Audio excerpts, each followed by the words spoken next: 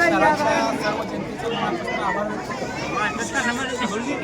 4 माजी आमदार, विद्यमान आमदार, एक पालकमंत्री यांनी या मुंबई शहरामध्ये येऊन वेगवेगळ्या पद्धतीने टीका केल्या, सभा घेतल्या आणि त्यांनी सांगितले की आमचाच उमेदवार निवडून येणार आहे.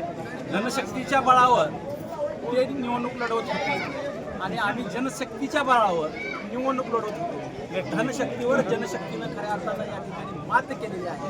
म्हणून आमच्या सिद्धिताई वस्त्रे या ठिकाणी आमच्या नगराध्यक्ष या ठिकाणी झालेले आहेत.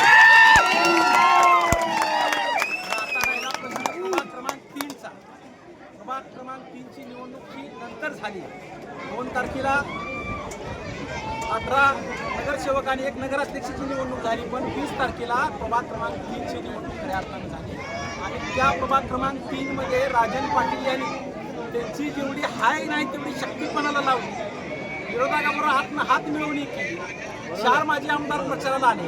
एक विद्यमान आमदार उद्या मतदान आहे म्हणल्यावर सचिन कल्याण शेट्टी या ठिकाणी बूथवर आले, सगळीकडे फिरले आणि एक पालकमंत्री देखील या ठिकाणी या निवडणुकीमध्ये भाग घेतला होता.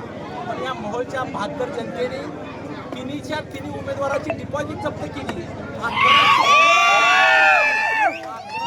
4 मताचा लीड हा मला या ठिकाणी मोहोळ शहरातल्या प्रभाग क्रमांक 3च्या जनतेने दिला आणि चौथ्यांदा निवडून देण्याचं काम प्रभाग क्रमांक 3च्या जनतेने केलं. मी त्यांचं शतशः आभार आहे. मी काहीच माझ्या आयुष्यामध्ये कधीच मी विसरू शकणार नाही आणि आता काय असेल ते सर्व जनतेसाठी या ठिकाणी काम करू. एकनाथभाई शिंदे या राज्याचे उपमुख्यमंत्री, नगरविकास मंत्री आहेत. अजितदादा